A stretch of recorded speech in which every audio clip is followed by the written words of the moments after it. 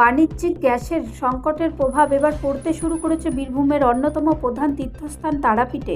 Gas সিলিন্ডারের যোগান কমে যাওয়ায় মা তারার ভোগ ও ভাণ্ডার আয়োজন করতে গিয়ে সমস্যায় পড়ছেন ভক্তরা, রান্নার কর্মী এবং মন্দির কর্তৃপক্ষ। প্রতিদিন হাজার হাজার ভক্তের সমাগম হওয়ায় মন্দির চত্বরে প্রায় বড় আকারের ভোগ ও ভাণ্ডার আয়োজন করা হয়, কিন্তু বর্তমানে গ্যাসের অভাব সেই ধর্মীয় আয়োজনকে কঠিন করে তুলেছে। তারাপীঠে বহু ভক্ত মানত পূরণ করতে বা বিশেষ তিথি উপলক্ষে ভোগ ভাণ্ডারের আয়োজন করেন। অনেক সময় 500 থেকে 1000 কিংবা তারও বেশি মানুষের জন্য খাবার রান্না করা হয়। এই বিশাল পরিমাণ রান্নার জন্য সাধারণত কাঠের জ্বালানি ব্যবহার করা হলেও দ্রুত এবং সহজে রান্না শেষ করতে অনেক ক্ষেত্রে গ্যাস সিলিন্ডারের প্রয়োজন হয়। কিন্তু গত কয়েকদিন ধরে বাণিজ্যিক গ্যাসের সরবরাহ কমে যাওয়ায় সেই কাজ করতে গিয়ে সমস্যায় পড়ছেন রান্নার কর্মীরা। তারাপীঠ মন্দির কমিটির সভাপতি তারাময় মুখোপাধ্যায় জানান, ভক্তরা সাধারণত 2 থেকে 3 মাস আগে থেকেই ভোগ ও ভাণ্ডারের জন্য 2 দিন বুকিং করে রাখেন।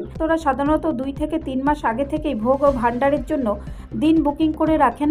সেই অনুযায়ী রান্নার কর্মী, বাজার, সদাই এবং অন্যান্য প্রস্তুতি ব্যবস্থা করা হয়। কিন্তু বর্তমানে গ্যাস সিলিন্ডারের সংকট দেখা দেওয়ায় অনেক রান্নার কর্মী বড় আকারের রান্নার দায়িত্ব নিতে অনীহা প্রকাশ করছেন।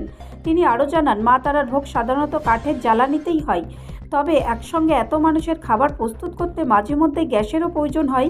কিন্তু গ্যাসের যোগান অনিয়মিত হয়ে পড়ার রান্নার পুরো ব্যবস্থা কঠিন হয়ে উঠেছে।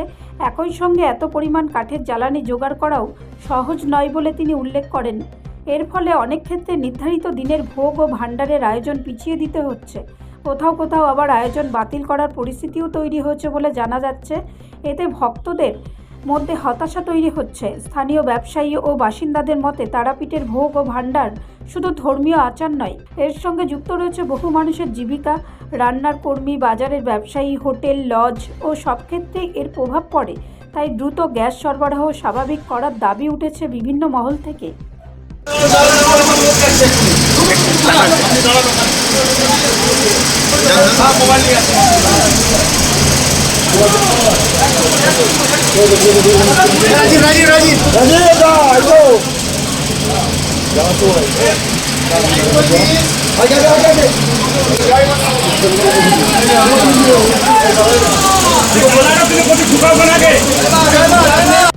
ব্যুরো রিপোর্ট, রাষ্ট্রীয় প্রসার বাংলা।